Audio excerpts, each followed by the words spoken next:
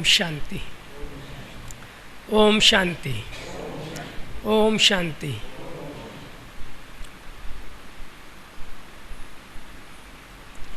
बहन जी ने बताया अभी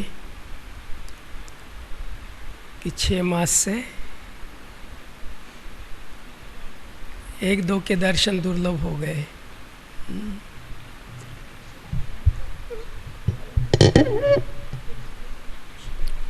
ठीक है।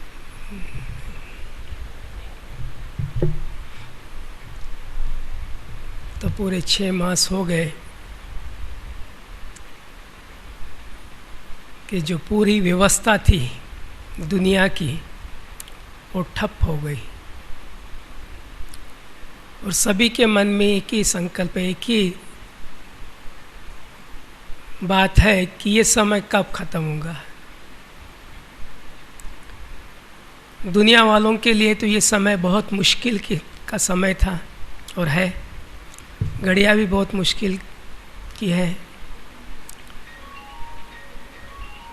लेकिन ब्राह्मणों के लिए ये बहुत एक गोल्डन चांस मिला। बाबा ने संगम पर हमें एक ये गोल्डन चांस दिया जिसमें हमें कमाई है,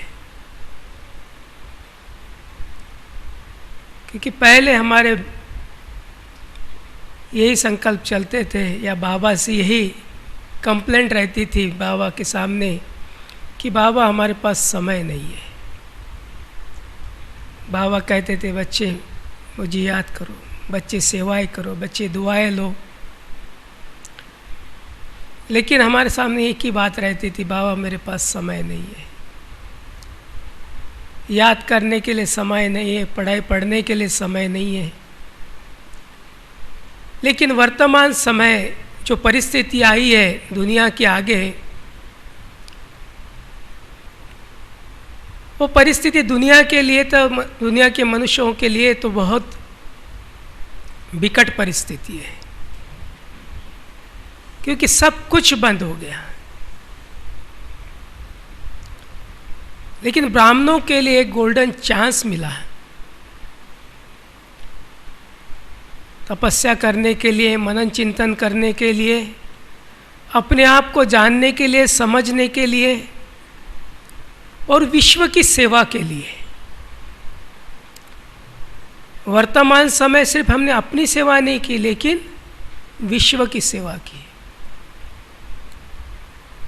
आज ही बाबा ने कहा, क्योंकि क्वेश्चन हर एक के मन में है, तो कुछ ब्राह्मणों के मन में भी होंगे क्वेश्चन कि भाई ये सब कब समाप्त हो जाएगा, कब हमें मधुबन आने को मिलेगा, कब हमें सेंटर पे आने को मिलेगा, कब हम सेंटर पे आके बाबा के महावाक्य सुनेंगे।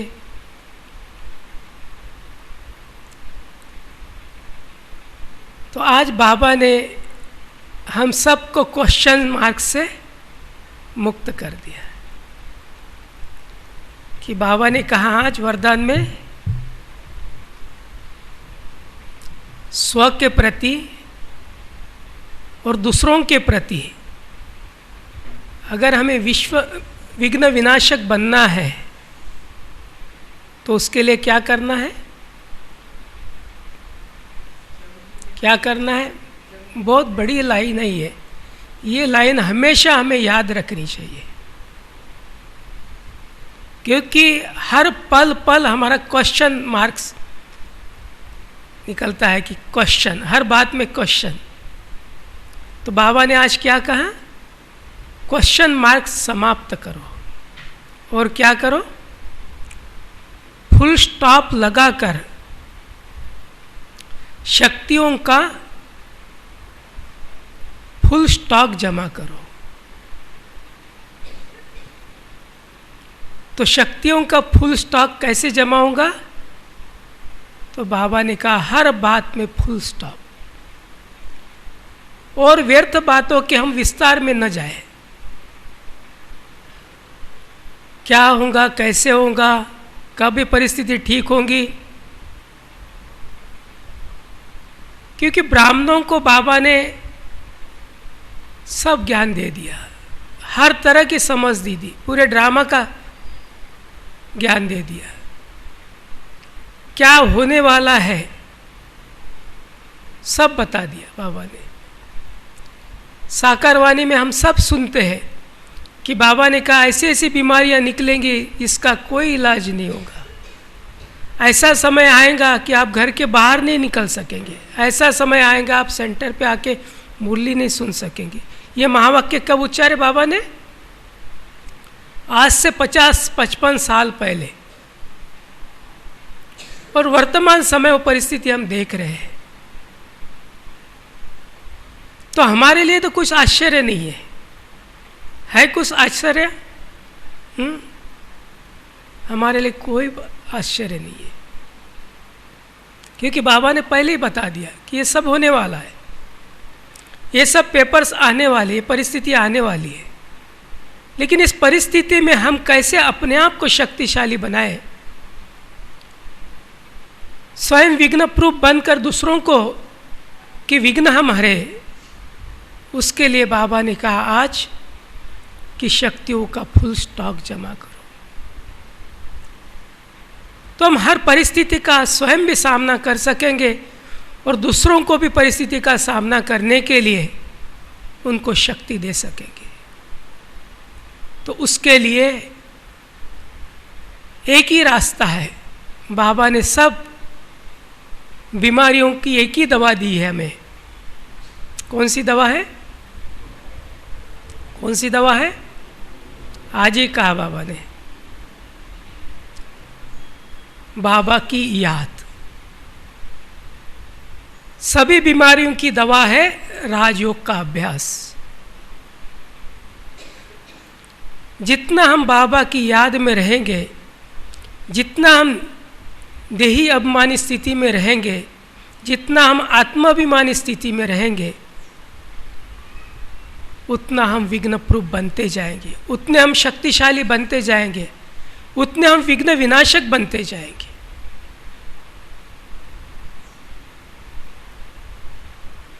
कई बार बाबा के बच्चों के मन में आता है कि बाबा हर रोज एक ही बात कहते हैं कि बच्चे अपने को आत्मा समझकर मुझ पिता परमात्मा को याद करो। और कितने वर्षों से कह रहे बाबा? कितने वर्ष हो गए बाबा को आके?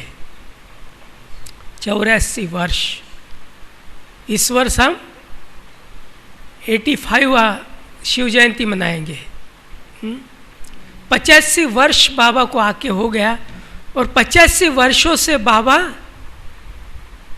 हमें दो ही बातें याद दिला रहे हैं हर रोज। कोई ऐसी वाणी नहीं जिसमें बाबा ने ये नहीं कहा हो कि अपने को आत्मा समझकर मुझ पिता परमात्मा को याद करो। क्यों कह रहे हैं बाबा? हर रोज वही वही बात क्यों कह रहे हैं? क्योंकि हम हर रोज भूल रहे हैं, हर रोज भूल जाते हैं। ज्ञान तो है, हम आत्मा है, शिव बाबा पिता परमात्मा ये भी याद है, लेकिन निरंतर हम उस याद में रहे, अपने स्वस्वरूप में रहे, उसकी अनुभूति में रहे, वो हम भूल जाते हैं। निरंतर हम याद नहीं कर सकते। इसलिए बाबा हमें हर रोज याद दिला रहा है। और वर्तमान समय अभी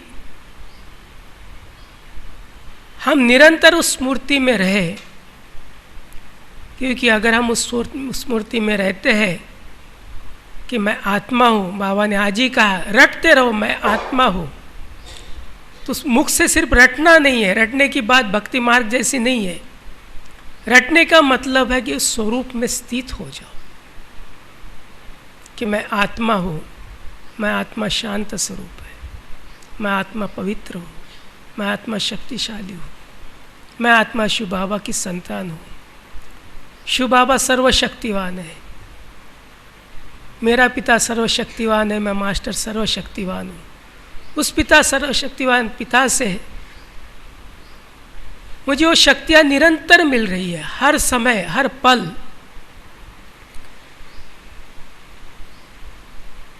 तो जब बाबा की शक्तियाँ हमें निरंतर मिलती रहती है तो हमारे द्वारा वो शक्तियाँ सारे विश्व में फैलती रहती है।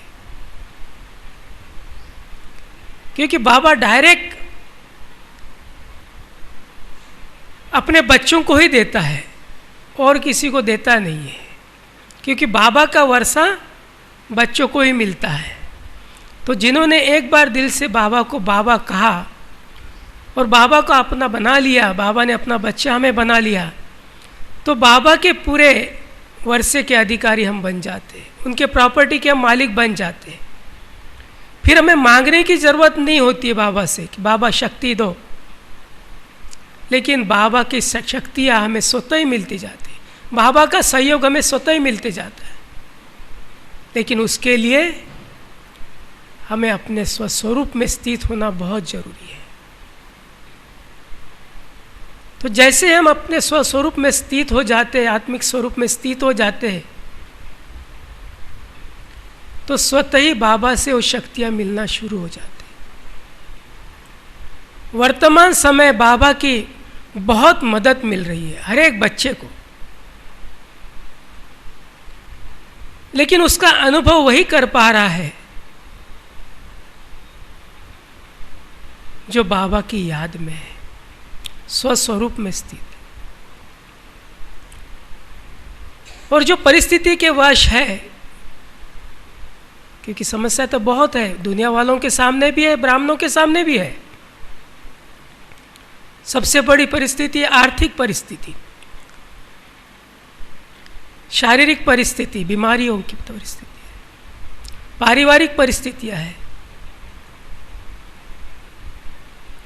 तो परिस्थितियां तो है, लेकिन इन परिस्थितियों को पार करने का एक ही तरीका है, और कोई रास्ता नहीं। चिंता करके कुछ होने वाला नहीं, लेकिन प्रभु चिंतन करके ही हम इन परिस्थितियों को पार कर सकते हैं।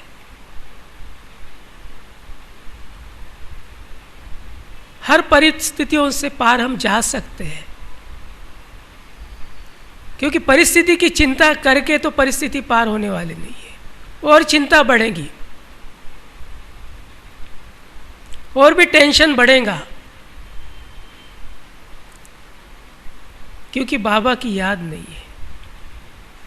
बाबा तो मदद कर रहा है, लेकिन बाबा की मदद को हम कैच नहीं कर पा रहे, उनकी शक्तियों को हम अनुभव नहीं कर पा रहे, उनके साथ को हम अनुभव नहीं कर पा रहे। जब तक हम बाबा को अपना साथी नहीं बनाते, तब तक उनके सहयोग का हम अनुभव नहीं कर पाते। अभी हम देहधारियों को ही अपना सहयोगी बनाते हैं, साथी बनाते हैं। कोई भी शारीरिक परिस्थिति आई तो हम डॉक्टर को ही पहले याद करते हैं। पहले हमें करना चाहिए शिव बाबा को याद। जितना हम बाबा को याद करेंगे, जितना हम बाबा को अपना साथी बनाएंगे, उतना हम इन परिस्थितियों के पार चले जाएंगे। परिस्थितियां आएंगी और चली जाएंगी, पता ही नहीं चलेगा। वर्तमान समय जो परिस्थिति आई है, जो बीमारी आई है, कुछ लोगों को नहीं होने के बाद भी वो डर के मारे भी उनकी तबीयत खराब हो रही है। और कुछ लोग ऐसे हैं जिनको ये बीमारी हो भी चुकी है, उनको पता ही नहीं चला है कि ये बीमारी हुई है। ऐसा भी हुआ है। बाद में उनको जब लक्षण पता चला कि भाई ऐसे ऐसे हुआ था, तो बोले हाँ हुआ था। बोले आपको ये बीमारी हो भी गई, ठीक भी हो गई, आपको पता नहीं चला। तो जो बाबा की याद में रहते हैं, देही अभिमानी स्थिति में रहते हैं, आत्माभिमानी स्थिति में रहते हैं, तो छोटी मोटी बीमारियों का पता ही नहीं चलता। ये तो हमारा अपना भी अनुभव है। हम ऐसे परिस्थिति में रहे हैं, ऐसे लोगों के संपर्क में मैं रहा है, ऐसे लोगों की सेवा की है हमने, पॉजिटिव लोगों के सेवाएं की हमने, लेकिन हमने अपने मानसिक रीत्या और अपने शारीरिक रीत्या भी अपने आप को इतना स्ट्रांग कर लिया कि इस परिस्थिति का, इस बीमारी का हमारे ऊपर कोई असर नहीं हुआ, और ना अभी हो रहा है। जो डॉक्टर लोगों ने हमें कहा है, जो गवर्नमेंट ने कहा है, उन बातों का भी हमें ध्यान रखना है। जो उन्होंने कहा है सोशल डिस्टेंस रखो, मास्क लगा के रखो, सैनिटाइज करो, जहाँ कहीं भी हाथ लगाते हो हाथ लगाने के बाद सैनिटाइज करो, ये बहुत ज़रूरी है। सावधानी रखना बहुत ज़रूरी है। और कॉन्फिडेंस भी नहीं होना चाहिए, और कॉन्फिडेंस में भी कभी कभी धोखा खा जाते हैं। तो सब बातों का ध्यान रखते हुए भी हमें समाज में चलना है, परिवार में चलना है, बिजनेस करना है, सर्विस करनी है, क्योंकि कब तक घरों में रहेंगे।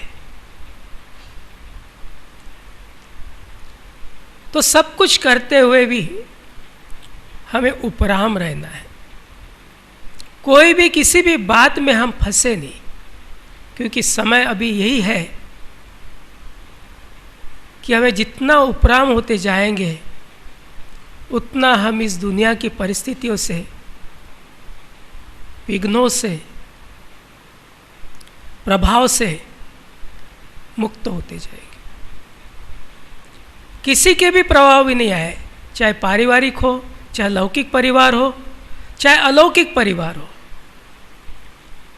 आज मैं मधुबन से यहाँ आया, कार्य था, लेकिन कुछ अभ्यास के लिए भी मैं यहाँ आया,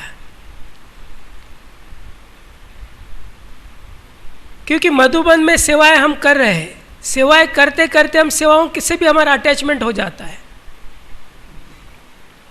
और कभी कभी ये लगना शुरू हो जाता है कि मेरे सिवा तो ये सेवा हो ही नहीं सकती।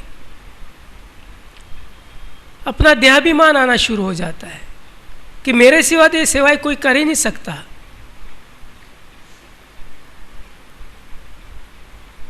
क्योंकि आने वालों की सेवा बंद हो गई। लोग जो मधुबन में आते थे बाबा मिलन के लिए, शिविर के लिए, कॉन्फ्रेंस के लिए, तो अकोमोडेशन की सेवा तो बंद हो गई।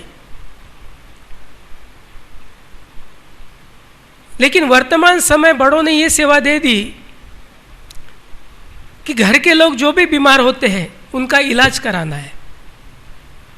सर्दी जुकाम कोई भी होता है, कुछ भी होता है, तो उनको आपको मदद करनी है, किसी प्रकार की मदद हो। उनको क्वारंटीन करना है, क्योंकि 4 लोगों के बीच है, किसी को सर्दी जुकाम हो जाता है, बुखार हो जाता है, तो उसको अलग जगह उसको स्थान देना है, उसकी पूछताछ करना है, उसका ध्यान रखना है, उनकी भोजन की व्यवस्था करनी है, उनको बाहर नहीं निकलना है, डाइनिंग में नहीं आना है। तो ये सेवाएं शुरू हो गई। उसके बाद पूरा समय तो अच्छा बीत गया, लेकिन सितंबर मास में संख्या बढ़ गई, एकदम लक्षण बढ़ गए, पॉजिटिव संख्या आने शुरू हो गई। तो उनके लिए भी अपनी यहाँ ही व्यवस्था की गई। तो उनकी पहले चेकिंग के लिए उनको भेजना, चेकिंग करा के उनको पॉजिटिव आते तो उनको रहने की व्यवस्था देना, उनके खान पान की, उनके डॉक्टर की व्यवस्था, हर प्रकार की व्यवस्था। तो ये सेवाएं बढ़ते गई।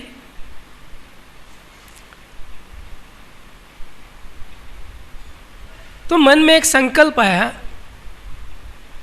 कि ये जो सेवाएं मिली है ये तो कर रहे हैं, करते रहेंगे, लेकिन ये अभिमान ना आ जाए कि मेरे सिवा ये सेवा कोई कर नहीं सकता।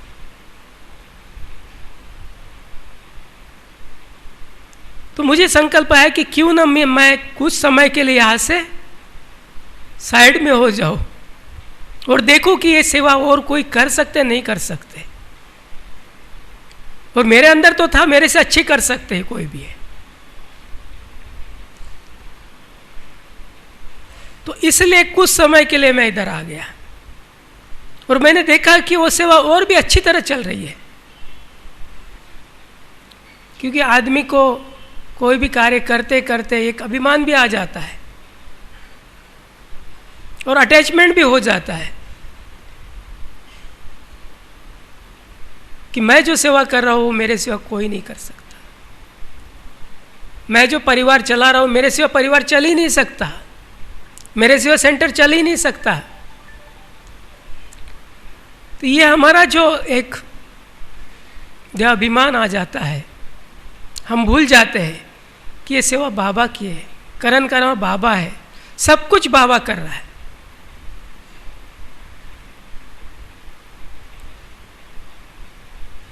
तो इसलिए हम इन बातों से थोड़ा उपराम हो जाए, करें सब कुछ लेकिन अटैचमेंट कहीं भी ना हो। परिवार को भी आप लोग संभाल रहे, सब कुछ कर रहे, लेकिन अब समय है उपराम होने का। करना सब कुछ है, छोड़ना नहीं है। बाबा ने कभी भी छोड़ने के लिए नहीं कहा है। हमारे दादियों ने कुछ नहीं छोड़ा, अंतिम श्वास तक सेवाएं करती रही। हमारी जानकी दादी जी अंतिम श्वास तक सेवा करती रही, हमने प्रैक्टिकल देखा सामने। लेकिन इतने उपराम होकर सेवा कर रहे थे, कहीं भी कुछ भी अटैचमेंट नहीं। वर्धा में आ गए तो वर्धा के कहाँ आए हो दादी जी? तो मधुबन में आए हैं। उन्हें पता ही नहीं वर्धा है या कौन सा और स्थान है, नहीं बाबा का घर है, नाम भी नहीं जानते। दादी इसका नाम क्या है, कौन है? बाबा का बच्चा है, मेरा भाई है, और कोई रिश्ता नहीं, नाम नहीं। वर्तमान समय हमारे रतन मोहन दादी जी की और ईशु दादी जी की यही अवस्था है, कुछ भी याद नहीं। दादी भोजन किया? हाँ किया होगा ना, पता नहीं। माना यहां तक उपराम हो गए कि अपने खाने पीने की भी उनको सुध बुध नहीं है, दिए तो खा लिया। माना अव्यक्त स्थिति कैसे होती है, फरिश्ता स्थिति कैसे होती है, उपराम स्थिति कैसे होती है, हम प्रैक्टिकल देख रहे हैं। हमने जानकी दादी जी को देखा और दादियों को भी देखा। कभी ये नहीं मधुबन छोड़ के चले गए हैं कहीं, या अपने कमरे में बैठे अभी कुछ नहीं करना है मुझे, नहीं। वर्तमान समय जिस सेवा की ज़रूरत है वो सेवा जरूर की उन्होंने। वर्तमान समय ईशु दादी जी की, रतनविंद दादी जी की और हमारे बड़े बड़े भाइयों की, हमारी बड़ी दीदियों की जो सेवा की आवश्यकता है वो कर रहे हैं। सबसे मिलना जुलना, दृष्टि देना, टोली देना, बाबा का ज्ञान सुनाना, ये सेवा कर रहे हैं।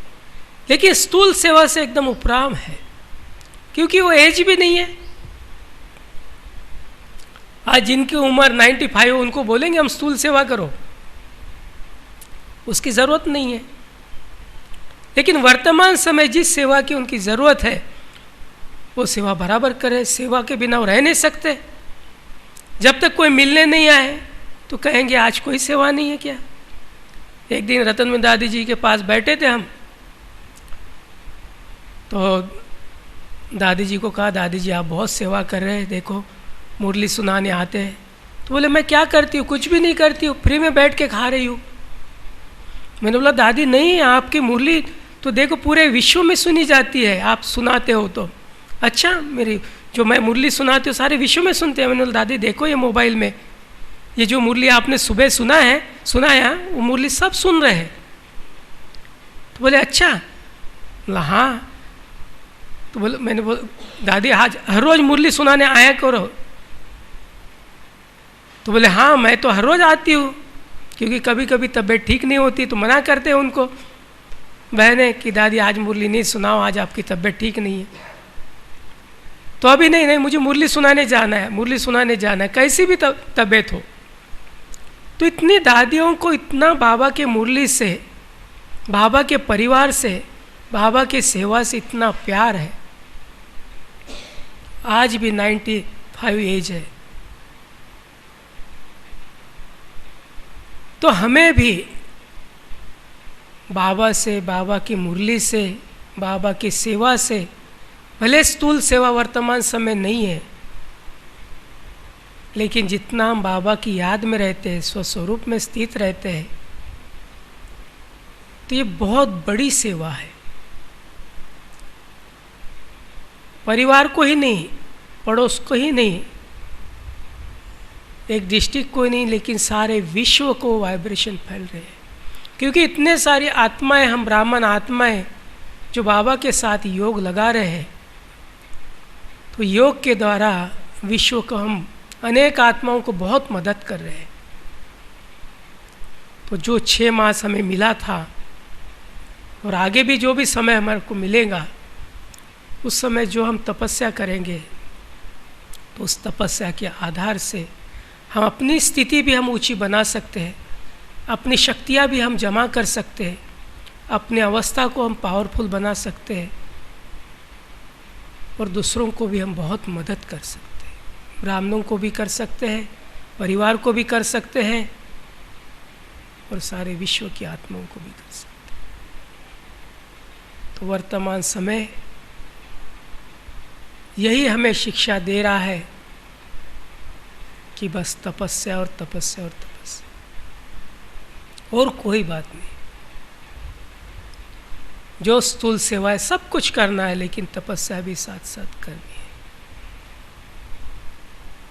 तो आप सबने तो बहुत तपस्या की होंगी,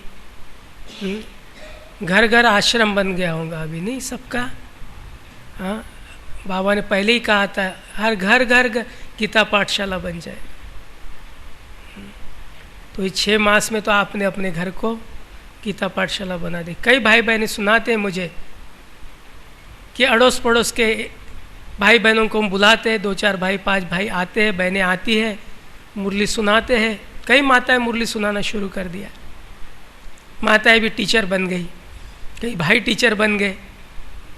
अपने घर में जो भी वेटिंग रूम है, मीटिंग रूम है, जो भी जगह है, उसमें मुरली शुरू कर दी।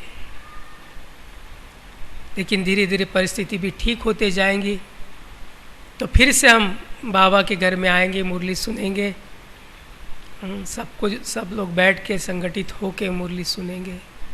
मधुबन में भी आएंगे, मधुबन का भी प्रोग्राम बन चुका है, सेंटरों में मधुबन का प्रोग्राम आ चुका है, बाबा मिलन का प्रोग्राम आ चुका है।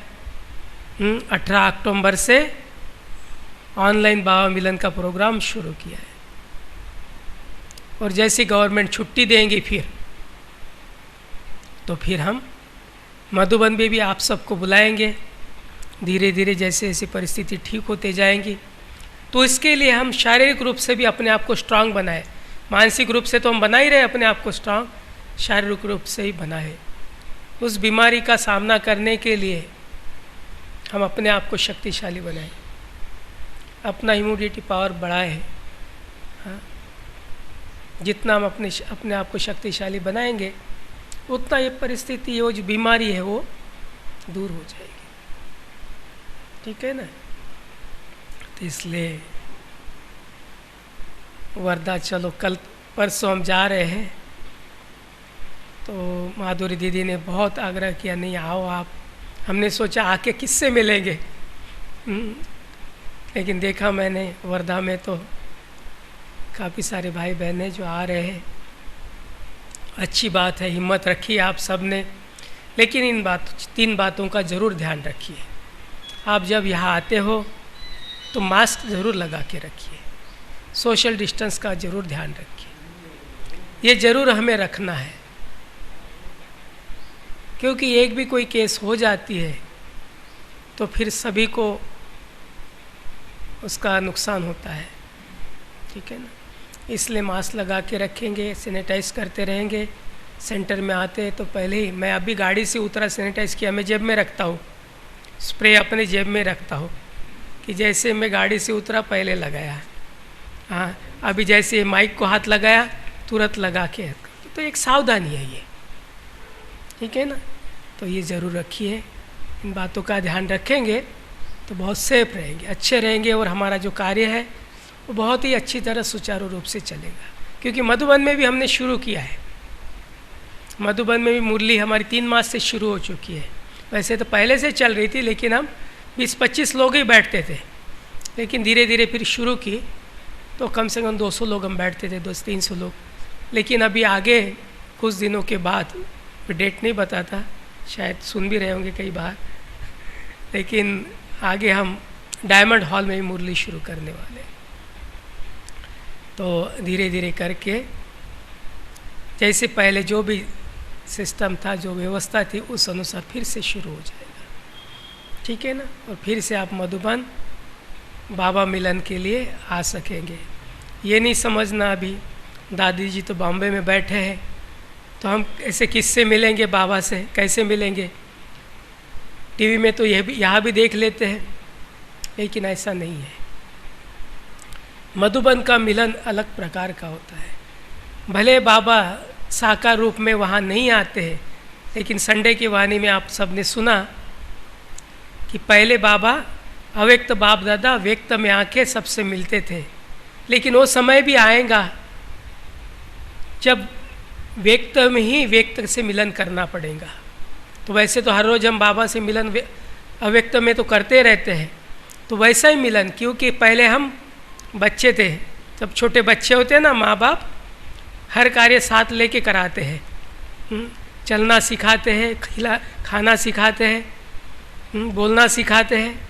लेकिन जैसे जैसे बच्चे बड़े हो जाते हैं वैसे वैसे बच्चों को छोड़ दिया जाता है, तो बच्चे अपने आप सब कुछ करने लगते हैं। तो वैसे ही जब साकार बाबा थे तब हमारा बचपना था, तो बाबा आके एक एक से मिलते थे, एक एक को प्यार करते थे, स्नेह देते थे। लेकिन जैसे जैसे बाबा के बच्चे बढ़ते गए वैसे वैसे व्यवस्था चेंज होती गई। बाबा ने उस दिन सुनाया ना, आगे चल के और व्यवस्थाएं परिवर्तित होती जाएंगी, मिलन की व्यवस्था चेंज होती जाएंगी, तो वैसे वैसे चेंज होते गया। तो हम अभी बड़े हो गए। बाबा ने उस दिन कहा ना, 2 साल का बच्चा भी अभी बड़ा है, छोटा नहीं, क्योंकि ज्ञान पूरा है, ठीक है ना। पहले बाबा थोड़ा थोड़ा ज्ञान देते थे, क्योंकि एकदम पूरा ज्ञान सब ज्ञान दे देंगे तो हजम नहीं कर पाएंगे, समझ भी नहीं पाएंगे, इसलिए बाबा स्टेप बाय स्टेप ज्ञान देते गए। और अभी हमको संपूर्ण ज्ञान मिल गया है, क्योंकि ब्रह्मा बाबा अव्यक्त हो गए, संपूर्ण बन गए, अर्थात संपूर्ण ज्ञान मिल गया। साकार में हमें संपूर्ण ज्ञान मिल गया। अभी अव्यक्त में हमें बाबा ने हमें अव्यक्त में धारणाओं का ज्ञान दिया, अनुभव का ज्ञान दिया, क्योंकि साकार बाबा का जो अनुभव था वो अनुभव अव्यक्त वाणियों में बाबा सुनाते रहते। तो अभी हम बड़े हो गए, तो अभी हमें अव्यक्त बाबा के साथ अव्यक्त मिलन मनाना है, अव्यक्त स्थिति में।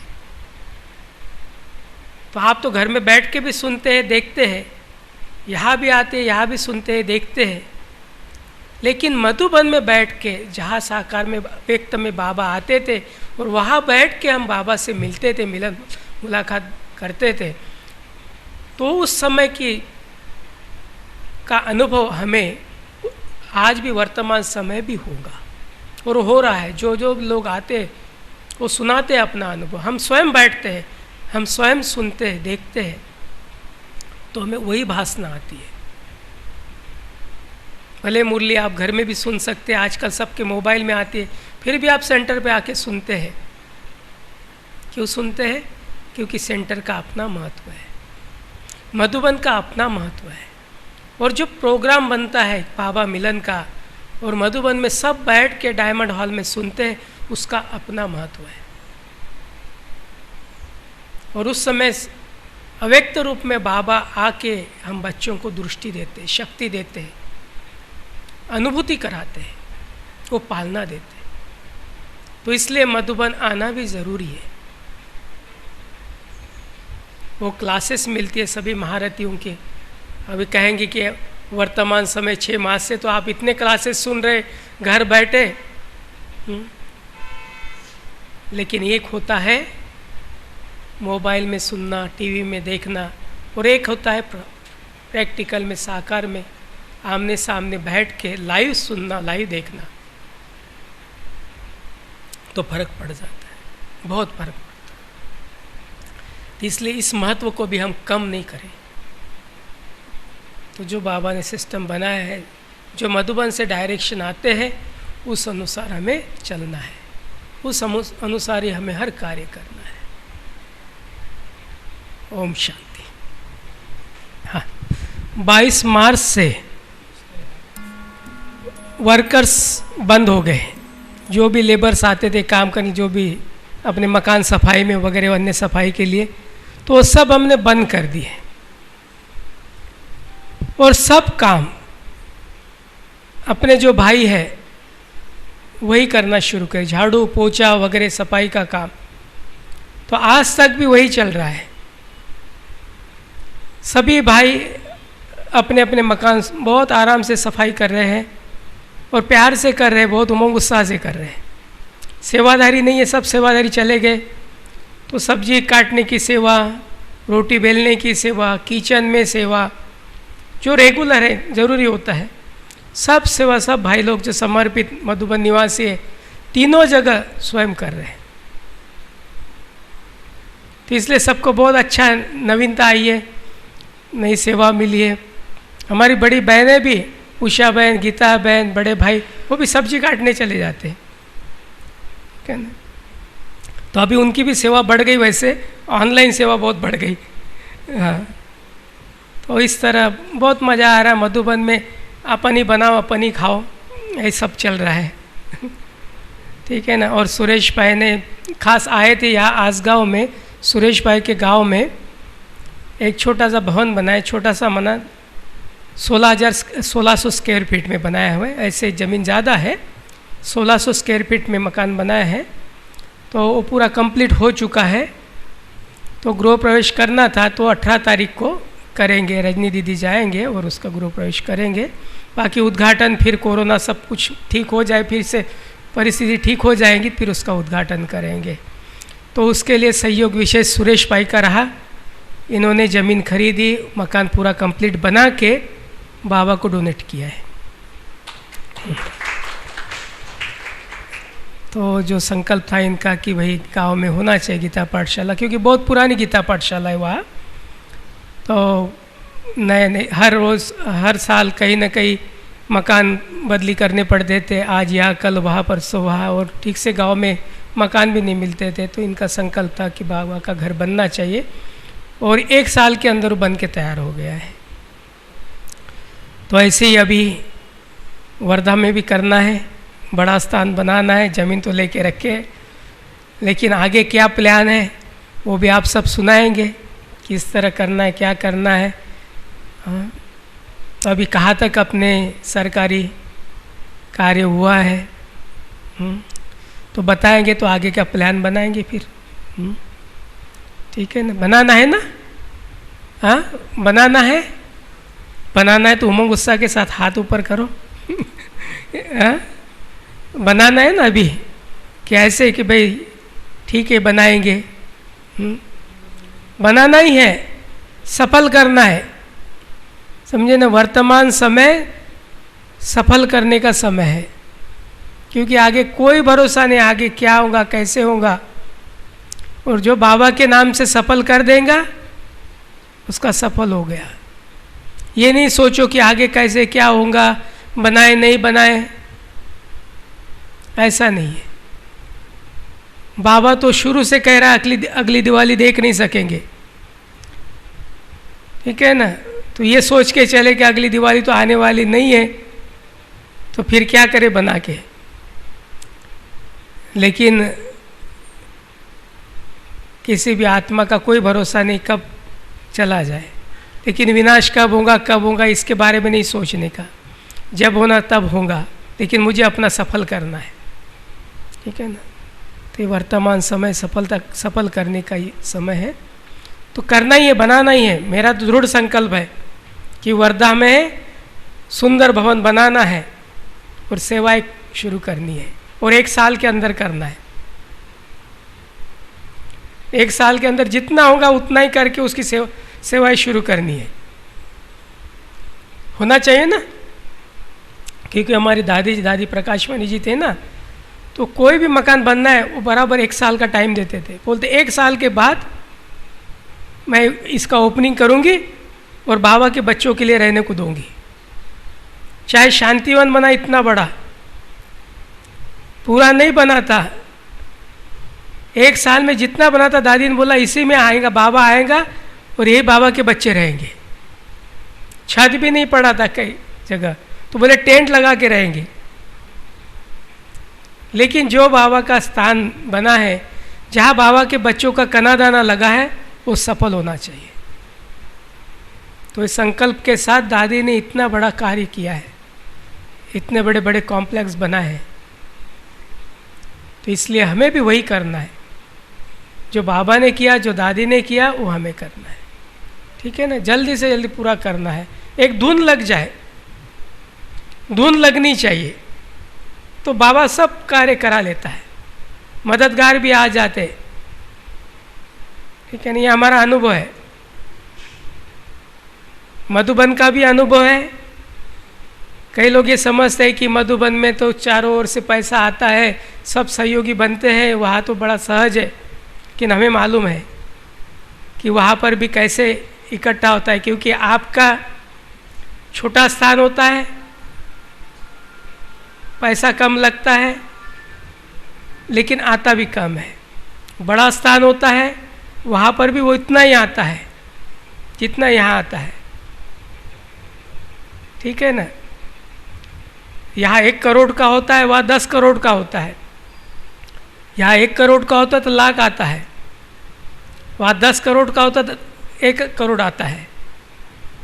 समझे ना, वो पैसा ऐसा नहीं अपने पास बैंक में बहुत पड़ा हुआ है, खर्चा कर रहे हैं। बाबा के घर में ऐसा नहीं है। बाबा के घर में यही है, इधर आया इधर खर्चा, रखना नहीं है। रखना किसके लिए है? तो रखना नहीं है, आए खर्चा किए, आए खर्चा किए, सफल करो।